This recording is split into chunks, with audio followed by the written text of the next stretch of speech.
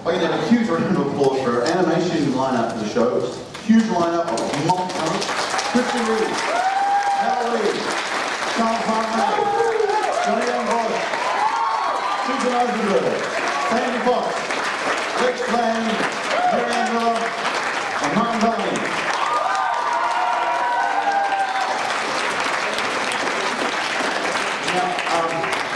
I'm one of the event organisers. I'm based in New Zealand, but I grew up in Melbourne, and one of the songs I remember was from my youth was "What's the matter with you?" There you go. And I was thinking about it for some reason the other day, and then you stick Mario's voice in it. And, what's the matter with you? Hey, what's the matter with you? So what I wanted to do before I head off into the sunset is. I've forgotten half the words for it, but half you guys remember it already, right? Okay, so do you want to sing it for it, and then Charles will do a quick rendition, which didn't hurry it. So how's it go? What's the matter with you? Hey, God knows sex. Hey, what do you need to do? Hey, why you look so sad? The king's not so bad. Hey, the king's not so bad. I'll shock you on your face. Thank you very much for playing my game. That's good to get. So we've got a mic. Where's Mike? Mike's over there. Okay, so we throw around questions, and then if you can try and keep your questions, if you've got specific questions, that's great. If you've got generic questions, that's even better, because it'd be good to have, we've got probably the greatest pool of animation talent Australia's ever seen on this stage right now. From across the board and different things. Well, except for Lex. So it's a great opportunity to see behind the curtain from multiple different angles, from gaming to animation to directing to writing to you name it, the music. This is a good opportunity. So try to keep your questions as broad as you can. That way we can pass it around. Or if you've got specific questions for a specific person, that's fine too. Okay. So start. Sorry. This is how organised I am. I'll actually pass the microphone first, and everybody can introduce themselves and maybe just sort of say who you are and what you do. Hi, I'm Little Karibo. I make Yu-Gi-Oh! Abridged and personally YouTube things.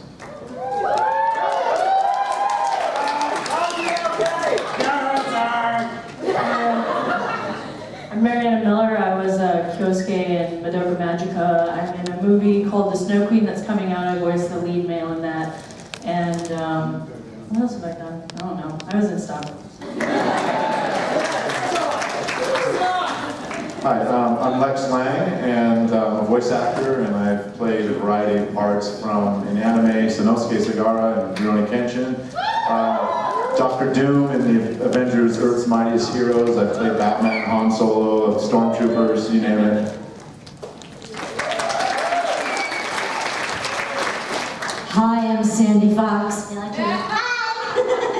I'm Sandy Fox, and I'm a voice actress, and started working on The Simpsons, Futurama, King of the Hill, doing kids' voices, the voice of Betty Boop for Lancome right now, and doing a lot of anime, Sumomo and Chobits, wakey wakey! And I sang the opening in Rurouni Kenshin, the Freckles song, and also all the songs for Magic Knight Rare. I dubbed them in English, so thank you! I'm Susan Eisenberg, and I'm the voice of Wonder Woman. And I also do a bunch of video games, Skyrim and Mass Effect and Jax and Daxter and all that stuff. So video games and Wonder Woman and Apocalypse and Doom and all that stuff. I'm Yong Bosch. I was Adam in Power Rangers. Vash and Trigun, Kiba and Wolfstrain, Kana and Akira, Ichigo and Bleach, Sasori and Naruto, Izaya and I was Bumblebee in Transformers War for Cybertron, Tori and Kadera in Star Wars The Old Republic, and other things. Lelouch! Yes, that as well. Yes. Thank you.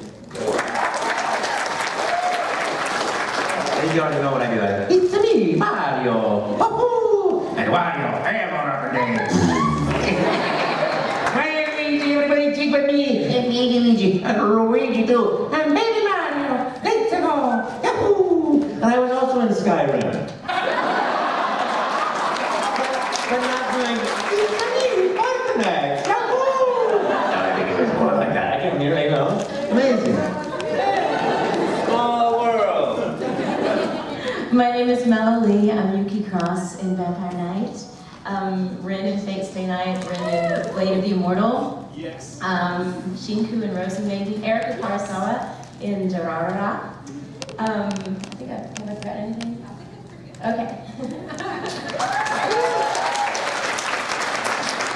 My name is Kristi Reed. I'm actually a voice director and writer. I've done this year's Persona 4. I've also done, I wrote and directed and Blade of the Immortal that Mela was in, and Vampire Knight, and When They Cry, a bunch of other crap. You guys check it out.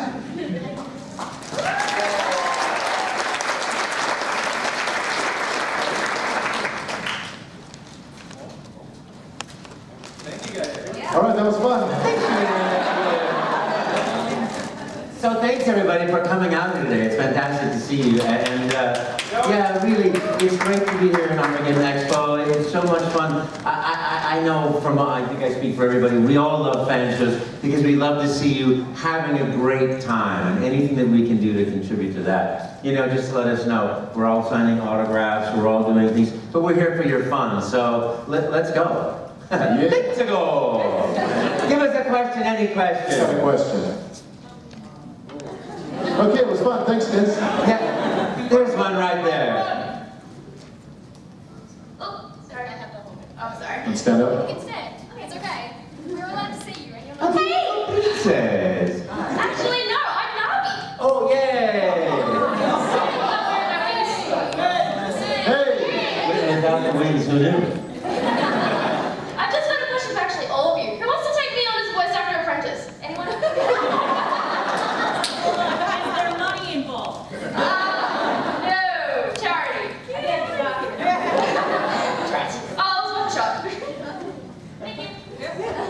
But I will say too that if you want to be a voiceover actor, it's absolutely everything like that is within your reach. You know, the great opportunity is to say you can do anything you want in life. If it's be an animator, a director, anything, it's up to you. So go out and have fun and do it. Being a voice actor is being an actor first, and then doing voicing, because every character That's right. is real. Everything has a motivation, a reason for doing what they do, and that's what you do as an actor on stage in film, and that's what you do as in animation too. Oh, right. Yo, how you doing? I'm Wayne. What's up, dudes? Just my pretty simple question. If Wario was the main character, not Mario, what would Wario be saying more so than what Mario would be saying if he was directed at children? Well, first you have to cheat to win. And for you other guys, generically, has Nintendo been any part of your life? Have you even touched a Nintendo before? And if you have, what would your favourite series be or line? Mario Brothers, I think. Wait, was that a question for all of us? Yeah. Oh, I mean, I love Zelda. All the Zeldas. Although Ocarina of Time is so. Actually, my dream is to voice Toon Link. I'm never going to because I'm not Japanese, but I think I'd be good at it. Yeah.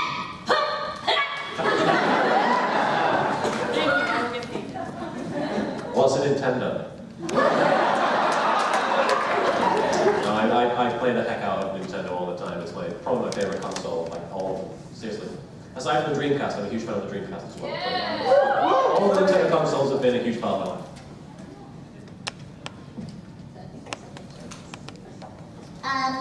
Speaking of Nintendo, I just did voices on the new movie called Wreck-It Ralph that's coming out with Disney. Mario Brothers, everybody's in it. Go see it. It is an awesome, awesome film. And I'll be the screaming candies while the race cars are going, and you'll say, that's it! So, anyway, I just wanted to share that.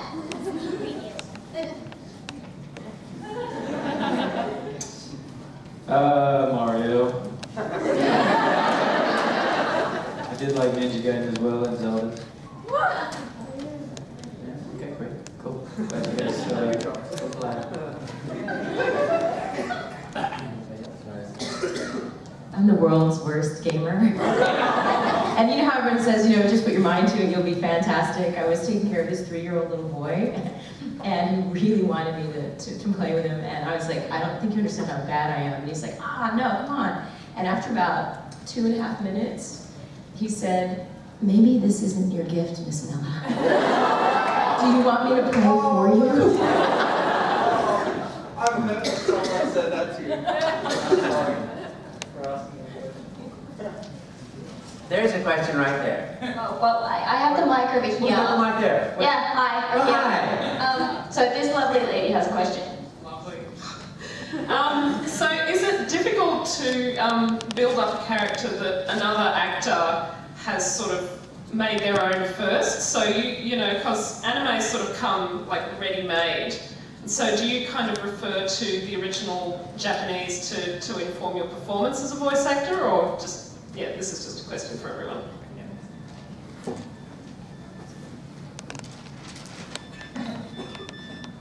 Wow. What we do is, if it's been dubbed in English before we get the part, we usually will not listen to that other actor who's done it in English. But what we will do always is listen to the Japanese actors that have done it before. And what we try to do is get sort of the emotional content that that actor delivers, and then we develop our character from that. Yeah, that's what we do. Right, Kristi? Yeah, one caveat to that. You know, yeah, if for some reason the whole season was done and we end up doing the whole season again, then yeah, we won't necessarily listen to that other season. But if we're replacing an actor who for whatever reason can no longer be a part of the show or whatever, then we will try our best to voice match that one particular actor. And that becomes a whole skill unto itself, is voice matching. And that's something that actors have to, you know, really lend their ear to know exactly how to make their voice fit what somebody else did very organically. So, whole different thing. Yeah, like I was brought on to a show called Curious George. It's a show for little kids. It's about the monkey. And I was hired as the doorman and his dog Hundley. But it was for season 2. So season 1, there was a different actor that did it. And we had to do exactly what Kristi was saying, is they played the references so that there was continuity in the transition from season 1 to season 2. So I listened to hours upon hours of the doorman saying things like, a doorman's door is as important as his uniform. You know, and I was saying it over and over and over until I could get it, and then it just kind of, you take on the character once you kind of get it under And your there's belt. usually one catchphrase that is like the term that Like that was mine. Yeah, like you put in your head, and once it gets in your head, that's what you refer back to over and over again. Look, George, Hundley's crapping on the carpet. Yeah, I just wanted to add on to that is that signature phrase, whatever it is that will take you back into that character, because you might record a character and then have to go back later, you know, months later to do another part of the series. And so there's a signature phrase that'll just always take you back into it. And that goes for most any voice match. So like if I was teaching the whole crowd how to do Christopher Walken, I would say, just think of the tone, like the musicality of his voice, and if you say the word crazy, you just go, crazy, you know, and everyone could, just get that part first, and then you say, crazy, okay? I think when it comes to anime though, like, I don't actually think that voice matching is like the priority, because they usually cast us because we're in the same vocal range as someone else, but when it comes down to it, like, I'm never going to sound like Japanese person. Like, Japanese sound. But yeah, I mean, when it comes down to like, the most important thing is the performance rather than the voice matching. I mean, obviously we try and get as close as we can, but people are just, they sound different. For a question for all of you, what would you say is your favourite line you've ever had the opportunity to do? So this is a question for you all.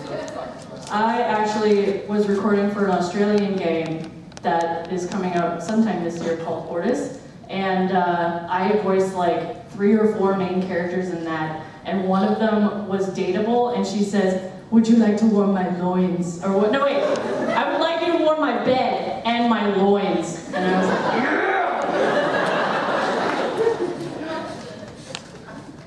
For me, I got to play Han Solo in a few of the Star Wars games, and it was just a thrill to, I know at one point I got to say, watch your mouth, kid, you're gonna find yourself floating home. So that was a lot of fun as well.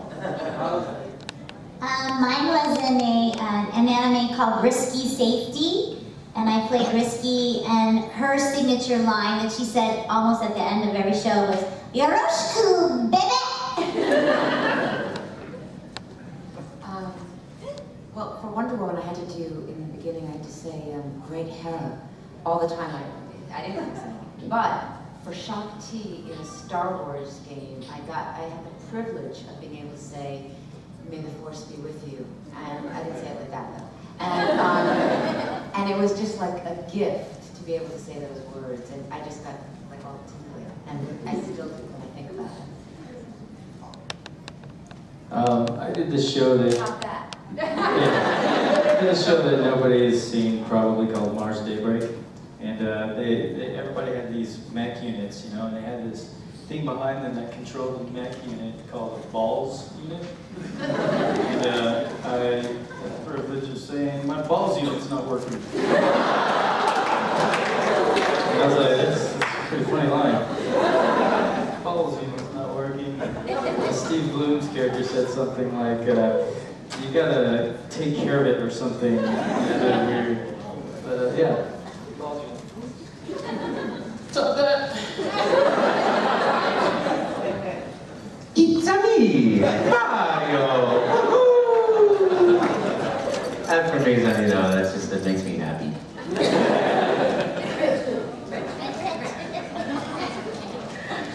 There was a breakdown for Blaze Blue, and they actually asked for a Shinku Rosenmaiden type voice, a Mela Lee sounding voice. Luckily, they asked me if I could voice match myself. So Shinku was like, June, I require some tea. And then they said for Rachel Alucard and Blaze Blue, if you could just be like the dark side. She's like, Naga, Key, I require some tea, please. So I get to ask for tea quite often, and as a singer, I think that's like my signature cartoon voice, is asking for some hot tea. Well, just quickly, just for those who like to see some of the funny things that happen when your balls unit goes out. We have a lot of fun in the studio playing on some of these signature lines, and so I know Lex is doing one, and I've got a blooper panel tomorrow where we really riff on that stuff. And it's just for fun, and then occasionally we show it at panels. So check it out. Yeah, Lupin the Third bloopers, I think that's today. Today, yeah, so it's going to be good. Stand. Hi guys, similar question to the one that was before. Who has been your favourite character to play and why? Well, I'll start since I have the mic. You want to go at the end? Let's start? Okay, let's go down the line. How about that? Well, it goes along with the question before. I forgot to answer, but my favourite line is, I can't stop pooping. I'm not going to do voice, but it's in my thing for the Naruto spoof that I do. It's the Naruto character called my favourite voice, but very difficult on my vocal cords. What? Yeah, it's Naruto. It's not bad. I would say my favorite character to voice was, well, from a gamer perspective, I really liked voicing Anwar in Avalon Code, just because I got to date myself. And I dated myself hard. But my favorite character to voice so far has probably been Kai from the Snow Queen that's coming out at the end of this year, hopefully. But I don't know, it was just like, I mean, I went into the industry really wanting to voice little boys. And no, I think he just gave that original statement. But yeah, I really wanted to perform as little boys, and like Kai is just every like quality of a little boy that I always like I idolized, I guess, about those sorts of characters. He's very just innocent and fresh and young and pure and adorable. That's awesome. For me, you know, I used to cosplay as Han Solo when I would go to sci-fi conventions, so when I got cast as Han Solo, that was like a dream come true. But I think the character that even sort of topped that for me was I got to play, so far 3 times now, I got to play Batman. And when I played it for Warner Brothers, I was playing Robin, Dick Grayson playing Batman in Batman Brave and the Bold. Not the Batman of Batman Brave and the Bold, but one of the story arcs has Batman kind of passing down his cape and cowl to Dick Grayson, Robin. And what was really cool about it was, at one point in the script, I say, the Joker looks up to the ledge and says, "Who do you think you are?" And I say, "I'm Batman." And what was really cool about that is only maybe less than a dozen people in this lifetime have ever said that. So the entire session stopped at that point, and everybody in the booth stood up and clapped, and it was like a huge honor. I mean, I had chills, and it was like the biggest honor of my lifetime to be able to say, "I'm Batman." And so that's it for me, for sure. It stands out above all the rest. Definitely, hands down for me, Betty Boop.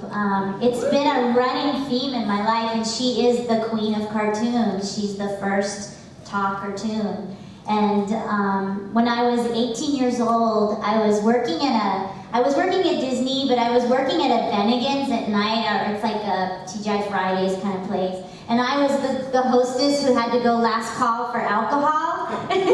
And so this man came up to me and he said, "Oh my gosh, your voice, you sound just like Helen Kane." And Wee Bonnie Baker and Mae Cosell, like all these women who had voiced Betty Boop. And he said, "Come audition for my orchestra." So I sang 1920 songs and I sang Betty Boop songs for 11 years, opened for Cab Calloway. And it was a job at Universal Studios Hollywood that they were looking for the first living Betty Boop to tour on behalf of the studio that brought me to Los Angeles. And that enabled me to start my voiceover career working in LA. And then it was Betty Boop this year that took me to Paris for the Lancôme. So she's kind of been a thread in my life. And boop, boopy doop, boop.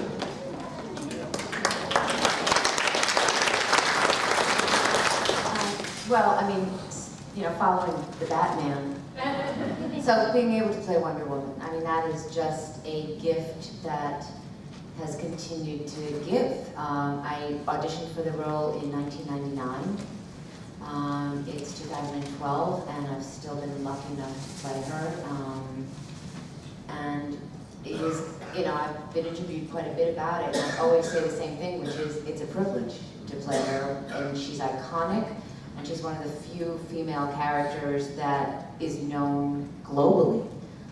So that's just extraordinary to be able to play that. And I feel beyond, especially not being a celebrity, because so many of the animation jobs do go to celebrities. And the fact that they let me play her, whether it's on television or in DVDs that I've done, it's just such a gift. So for me, Wonder Woman. Well, they're all my children. So choosing one would be mean. But I will choose one that highlights the moment in my life. Nero from Devil May Cry 4 is one that I really enjoy doing. And I think the reason is because I had done so much like anime that I was so used to like matching the flap and you know, thinking about that kind of thing. And it's already drawn, so basically if Ichigo, whoever is screaming and crying, I've basically got to do that, you know?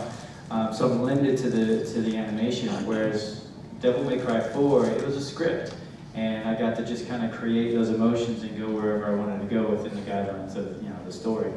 And I also got to go to Japan and do the motion capture, which also made it really awesome. Yeah. Gee, let me think here. You know, I think the thing is, it's a great question because every part you play is so much fun. You know, I hang up the phone after my agent calls or Nintendo calls somebody, and I'm like, yahoo, all right, yeah! I'm so happy. And it doesn't matter what it is, if it's a commercial, if it's a toy. I did several hundred of those talking toys, you know. The most irritating ones, like, you know, in a tourist shop, like, hey, let me out of the garbage can, hey, let me out of the garbage. And I'm like, oh my goodness, you know. But you know, for me, you know, I actually crashed an audition 22 years ago to do this part of a plumber from Brooklyn that I had never heard of before, named Mario. So, and as you say, it's such a profound honor and a joy to do what you love in life, and to follow your heart and pursue your destiny. And you know, it sounds cliche, but it's absolutely not. It's what you're doing when you're being happy doing what you love. And that's the privilege, and that's the honor, and that's the joy that you get by following your heart. So, you know, for me, it's me, Mario, woohoo! It's fun, you know? See, I love the character because he's full of adventure and joy and fun, and I try to be more like him and less like Wario in my life.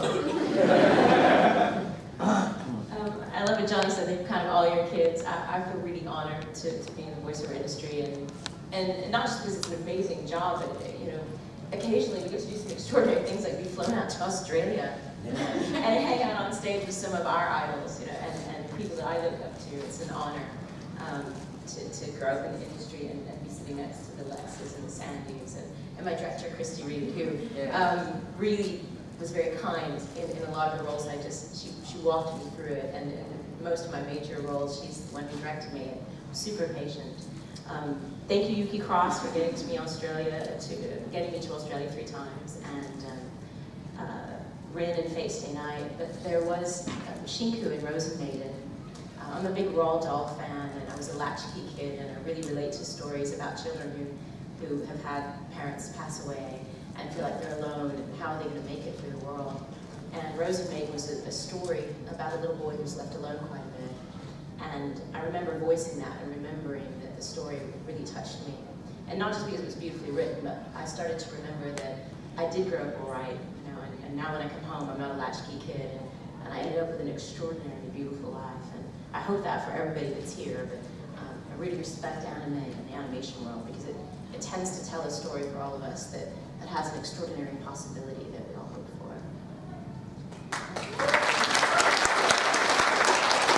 Yeah, I think pop that too.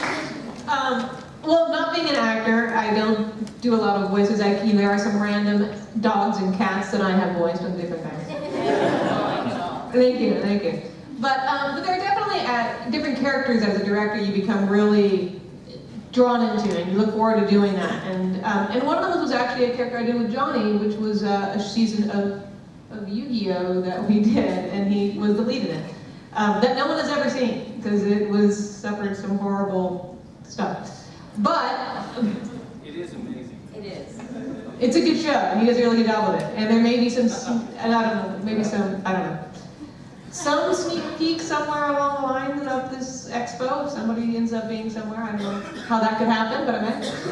So, yeah. So you're lucky when you get to shows that you really find, like, you know, these characters make sense to me, and you really truly get in their heads. Often when you hear your voice recorded, when people hear their voice recorded, it really surprises you. Have you guys ever done a voice and then heard it play back and gone, what?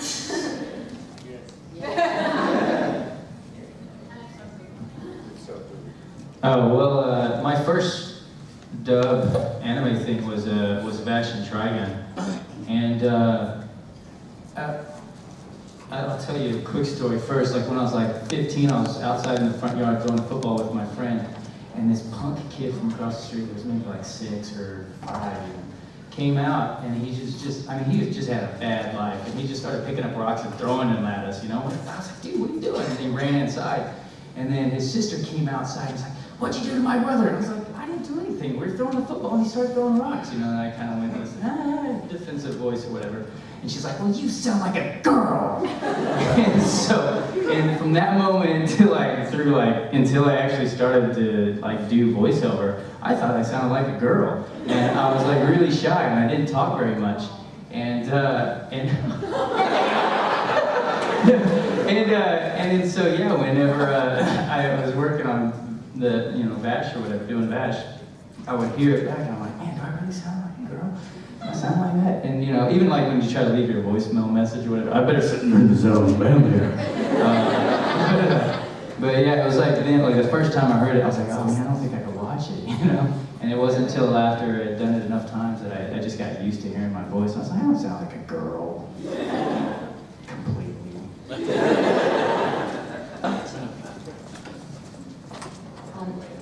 In terms of hearing your voice back, sometimes, not so much with the animation, although that's also important, but with commercial voiceover, it's really important to hear it, like, you know, when you're auditioning, and the director that's putting you on tape will play it back for you, and in your mind, you're doing it a certain way, and then you hear it back, and you're like, oh, okay, all right, so I need to do this other thing, and you get it, and so I think it's really important to hear the voice back for the commercial stuff, again, separate from animation or, you know, anything else. Sandy, I was going to say, you were talking about that voice that they'll play you, so that you can remember what you've done. Sometimes we'll be an incidental character, and literally it'll be 3 or 4 months later, and they'll play you a sound. And every now and then, Sandy is not available, so somebody else gets to play an adorable, cute, squeaky person. And then you're like, oh yeah, so I'm in this game, and I remember them playing back this voice, and me thinking, are you sure that's me? Like, because it was like, Maybe you got fatter. Are you sure? You know? and then I was like, and I listened back, and it was even higher, and I thought, how am I supposed to get higher? It must have been like the 4 minutes during the day that I can sound like her. And so you kind of have to dig down deep and find your inner squeak. But every now and then you do get some pop. Well, that's funny because in my head, I sound like Kathleen Turner. So when I hear myself on tape, I'm like, there's no way my voice is that high. But I will tell you, I will share a funny story. People will call the house and they'll ask to talk to my mother, the solicitors. And they'll say, you know, hi, is your mother home? And if I want to talk to them, well, first of all, if I don't want to talk to them, I just go into the little girl like, la la la, I'm playing with my Barbie, la la la. And then if I do want to talk to them, I'll say, hold on a minute, Mom. Hi, can I help you?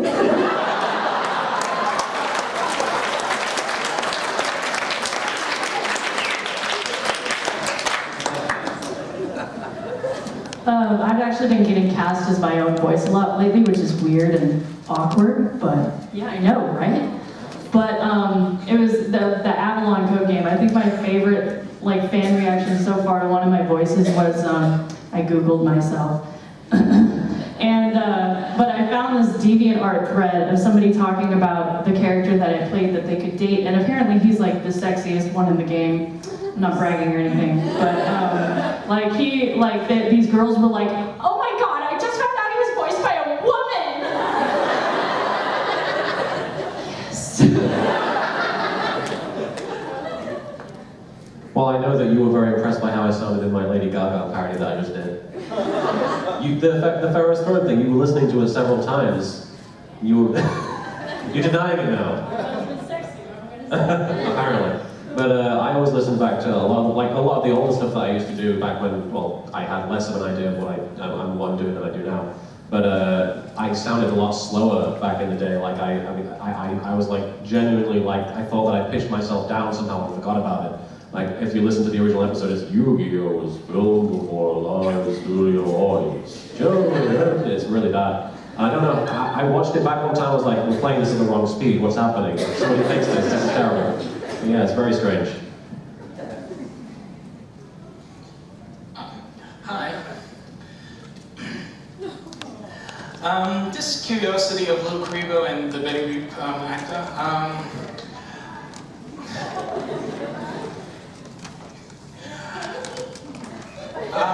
Have you would like to use a Friendship is Magic and Bridge series, and have for the Betty Boop actor, would you like to see an animated Betty Boop series or a live action movie?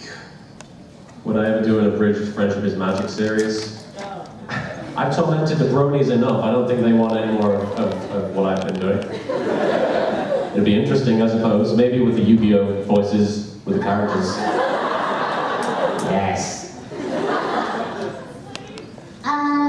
I think it'd be really cool to bring back Betty Boop as an animated series, although she comes from such a classic, timeless era. But, you know, they've been working on a Broadway show for years, but a musical, a Betty Boop musical, that's something that was in the works. And I was cast as baby Betty Boop, and Bernadette Peters was Betty Boop for a film that never made it, you know, past the budget, never got the budget for it. But, yeah, I'd like to see Betty Boop come back. If you Google the Lancome Betty Boop commercial, it's Lancome Paris. She's the new eyelash commercial, and she's teaching a supermodel what it's like to be a real movie star, and it's all in the eyes, so Google it. But they did like a modern take on her. I really like the classic animation with Betty Boop, so. Thank you. Yeah, hi. Oh my lord. Yeah, get that part. Have you ever had like a fan come to you and do your character so much you actually think, this guy might ruin my career? You said if you had a fan do the character for you with your voice. Do better. Do better than it might ruin your career.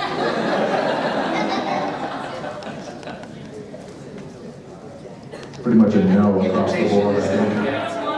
Imitation is the sincerest form of flattery.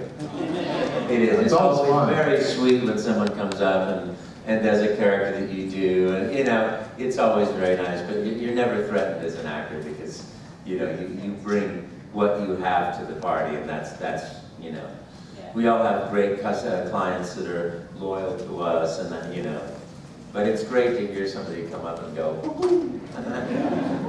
Yahoo! Thank you very much. There's so many options. Hi all, I've got a question for all of you. What would be the highlight of your job? Meeting you. Meeting fans is a wonderful highlight. Everything is a highlight. Doing the job, getting a phone call, getting cast, going and working with wonderful people that you love for the rest of your life, and then coming out and meeting fans and having a moment with you is you were saying, it's such an honor and a joy. Yeah. You're here.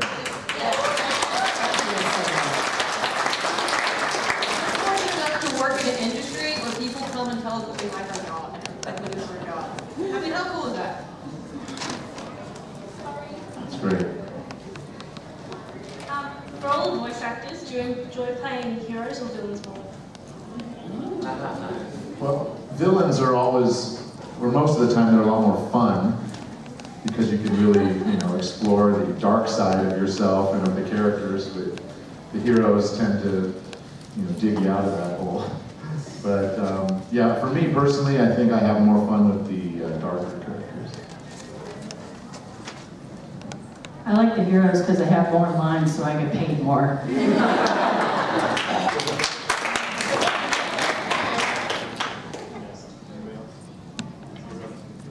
I like heroes. You know, it's fun. They're all fun. That's the great thing, is they're all fun. And you know, and you never know from one minute to the next what you're going to get cast as. You have the thing is about being an actor is it's important that the audition is an end in itself too. So you know, it's not like, oh, if I get this part, because you have the part when you're auditioning. And that's what you do, is you bring yourself to that part. So that's an end in itself. That's a joy. And then whether it's a hero or a villain, it's going to be a great journey, whether it ends at the end of that audition or at the end of 25 years or 100 years. That's what I think. There's a man, it's Captain Expo. You haven't come to take our microphones, have you? Oh no! Can we have 2 more questions really fast? We started really fast, really fast, really fast. Every time we do a fast question, somebody asks something. All right, Charles Martinet, can you please do Warrior Doll I Missed? Oh, I missed! And also, just a quick question for all of you is, like, what kind of drove you into voice acting? Did you actually study it, or was it just meant to be? In a one-word answer. That was not part of the question. I think for all of us, or most of us, it comes from an acting background, and then it just evolved from there. People saw us or heard us and said, you know, you'd be a good voice actor as well, and so we got into it sort of that way. It's for the love of acting is what brought us into it. I was doing a part on video of Whistler, you know, with the pitchfork and the wife, and the producer said, "Do you do voiceover?" And I said, "Of course. What's that?" He goes, "Well, read this. Orchard Supply Hardware, the right item at the right price, right now. Quick, here's some more money."